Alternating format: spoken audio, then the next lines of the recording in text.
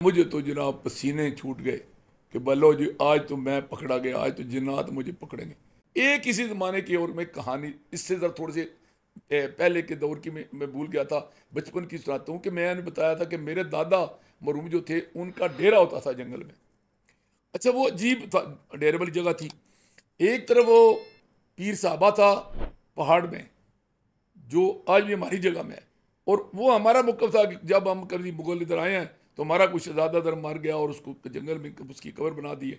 बाद में लोगों ने उसको पीर बना दिया। हमारे इलाके में अभी ये रिवाज है कि जिसका कोई ना हो ना पता कि भाई ये कौन है किधर से है, उसको वो कहते हैं पीर साहबा, कि यानी ये कोई साहबी है, वो पीर बना हुआ है, उस इधर उसकी कब्र है।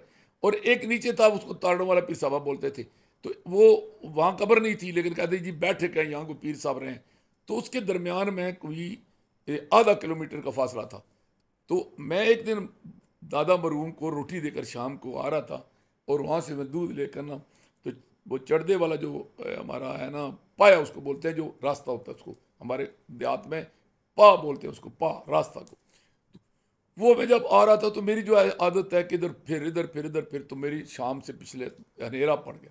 मैं अंधेरे में आ रहा था, तो जब उसमें मैं आया ना पाए पर, तो जो पीर साहबा था ना, ये तारणों वाला पीर साहबा, उसके और उस पाए के दरमियान यानी वो तकरीबन 1 फरलांग का फासला था, अंधेरा घुप था।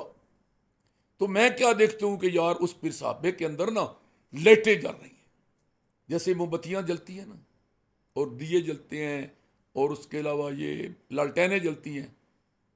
तो मैं ना सुना हुआ था कि ये यहाँ जो है ना रात को जिन्नात होते हैं, और उनको शतुगड़े बोलते हैं, शिशार बोलते हैं, वो होते हैं। तो अब मुझे तो जनाब पसीने छूट गए कि बल्लो जी आज तो मैं पकड़ा गया, आज तो जिन्नात मुझे पकड़ेंगे। और वो बंदूक से चोरों से नहीं डर लग रहा था कि रात है और मैं आ रहा हूँ तो कोई मुझसे कुछ दूध छीन ले या कुछ मुझे मैं कुछ मारे या कुछ करे। मैंने यही समझा कि ये जब शयातीन जो है ना मुझे, चूँ जो मैं शुमाल से जनूब गाँव की तरफ आ रहा था, उसकी तरफ जनाब ना कोई 10-11 लालटेनें थी, वो आ रही थी। उधर से मैं आ रहा हूँ। अब मैंने एक दफ़ा तो सोचा कि मैं वापस जाता हूँ, दादा के पास चला जाता हूँ। फिर मैंने कहा वो तो काफ़ी दूर है, फिर आगे भी उधर भी पीर साहब है, ये इनकी तो बिरादरी उधर भी होगी, तो ये उनको बुला लेंगे। तो अजीब मैं कश्मकश में आ रहा था। तो मैं जब स्कूल में मस्जिद में जाता था ना मौलवी साहब के पास, तो मौलवी साहब को अल्लाह ताला जन्नत नसीब करे, मौलवी फजल हक साहब जिनकी बताई मैंने कि मुझे स्कूल में छोड़ के आए थे। तो उन्होंने जो हमें बचपन में वो पक्की रोटी सिखलाई थी, तो साथ उन्होंने मुझे ईमान की सिफतें सिखाई, वो साथ हमें वो 6 कलमे पढ़ाए, तो साथ उन्होंने ना हमें दुआ कनूत भी पकवाई और नमाज भी पकवाई और आयतुल कुर्सी पढ़ाई। तो आयतुल कुर्सी के बारे में उन्होंने मुझे बताया कि ये आयतुल कुर्सी पढ़ के फूंक मार देना जिस तरफ, या अपने जिस्म पर मार लें, तो शयातीन या जिन्नात बंदे पर हमलावर नहीं होते। बाद में वो मैं जब बड़ा हुआ तो मैंने तहकीक की, तो अल्लाह के नबी सल्लल्लाहु अलैहि वसल्लम की ये हदीस हुई कि एक दिन अबू हरारा ने एक बंदे को चोरी करते पकड़ा, तो उसने मेहनत करके छुड़ा लिया। दूसरी दफ़ा चोरी करके पकड़ा तो छुड़ा लिया। तीसरी दफ़ा चोरी की तो पकड़ा, तो उसने कहा कि यार मैंने तुझे आज नहीं छोड़ना। उसने कहा मैं तुम्हें एक काम की बात बताता हूँ, ले तू मुझे अगर छोड़ दे और आइंदा मैं आऊँगा भी नहीं। तो उसने कहा अच्छा बता। तो उसने कहा कि मैं शैतान हूँ, इंसानी शक्ल में चोरी करने आया था, तूने पकड़ लिया। बात यह है कि जहाँ आयतुल कुर्सी पड़ी जाए ना, वहाँ हम शयातीन नहीं आते, वहाँ से हम भाग जाते हैं। इसीलिए हजूर ने फरमाया कि रात को आयतुल कुर्सी पढ़ के सो, तो फरिश्ते तुम्हारे सराहने खड़ा होगा, तुम्हारी हिफाजत करेगा।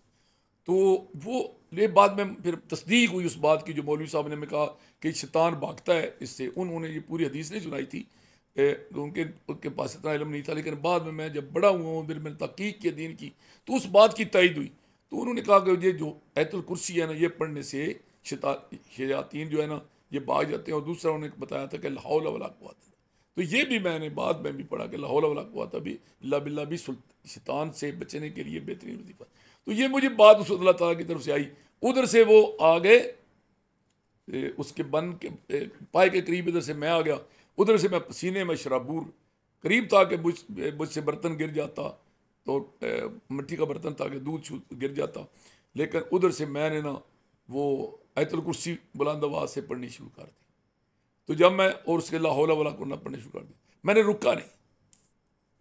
तो जब अच्छा, तो ऐसे किया कि मैं जब उधर तो वो बजाय कि आगे मुड़े के ना, वो उन्होंने पीछे मोड़ दिया। पीछे मुड़ते थे फिर आते थे, पीछे मुड़ते थे फिर आते थे, पीछे मुड़ते थे फिर आते थे, आगे नहीं आ रहे थे पाए की तरफ। बिल्कुल मेरे वो करीब लाइटें थी, मुझे लाइटें नजर आती थी, अंधेरे में कुछ चीज़ तो नजर नहीं आती थी। तो मैंने फिर क्या किया कि जब मैं उनके पास से गुजरा ना, तो अब तो मुझे चाहिए था कि चुप करके पढ़ता पढ़ता चला था, लेकिन वो अंदर का खौफ जो था ना, मैंने दौड़ लगा दी। जब दौड़ लगा दी तो वो पाए पर आ गए, पाए पर आ गए तो वो मेरे पीछे चलना शुरू हो गए। अब वो दौड़ कर नहीं आ रहे, वो आराम आराम से आ रहे हैं। तो मैंने ऊंचा ऊंचा पढ़ना शुरू कर दिया, ला हौला वला कुव्वता इल्ला बिल्लाह अल्लाहु ला इलाहा इल्ला हुवल कय्यूम। अच्छा, तो जब शुरू कर दिया ना, तो आगे डेरे थे मुख्तलिफ जमींदारों के, माल बच्चियों के, तो वो उसको मैं कहते हैं बैक बना, कि वो रात को माल ज़मीनों में उठाते हैं। तो उन्होंने मेरी आवाज़ सुनी ना, तो उनको हमारी आवाज़ पूरे गांव में अलग की है। हमारे दादा की आवाज़, उन पहाड़ों पे खड़े होकर हमारे दादा आवाज़ देते थे, गांव में पहुंचती थी। तो हमारी हमारी तो मशहूर है मेरे दादा की वो, आपको मैंने बोला था कि बंसरी और चौक और माया और उस तरह का। मेरी आवाज़ आप देख लें कि बगैर लाउड स्पीकर के मैं बोल लेता हूँ। तो मेरी आवाज़ का भी उनको लोगों को अंदाज़ा था कि ये फपरों का बच्चा है। तो उन्होंने कहा की होया। तो वो, तो जब उन्होंने आगे से आवाज़ दी इधर से, मैं तो फिर बकायदा मुझे आवाज़ आई कि ना, तू पुत्र आज बच गया। ये बकायदा मुझे आवाज़ आई कि तू पुत्र आज बच गया, तेन छड़ना नहीं सी, लेकिन तू ना मतलब है, तू तेरा वजीफा तकड़ा था। तो अब मुझे शक पड़ा कि ये कोई लड़के वड़के होंगे, उन्होंने मोमबत्तियाँ जलाई होंगी। लेकिन जो आगे बंदे बड़े थे ना, उनसे उनको मैं पहुंचा ना, तो एक हमारे बाबा नूर अहमद थे, बुजुर्ग आदमी थे, एक बाबा खुशी मोहम्मद चदर वगैरह, उनको बताया। तो उन्होंने कहा ये शिरार हैं, शिरार, ये शतुगड़े होते हैं, शतुगड़े जिस्तानों के बच्चे होते हैं। ये हमें भी कई दफ़ा ऐसा वास्ता पड़ा है, लेकिन तू जो पढ़ रहा था ना, उसकी पढ़ाई की वजह से वो पीछे चले गए। तो ये एक बड़ा मतलब है बचपन का एक वाक़या, जो उसके असरात आज तक मेरे जहन पर है। तो इससे मैंने ये अंदाज़ा लगाया कि जो अल्लाह के नबी सल्लल्लाहु अलैहि वसल्लम ने हमें वज़ाइफ बताए हैं, अगर हमें वो आते हों, तो ये जो मावराई कुव्वतें होती हैं, गैर मरई कुव्वतें होती हैं, ये जो जन्नात होते हैं, ये शयातीन होते हैं, इनके शर से भी बंदा जो है ना महफूज रह सकता है।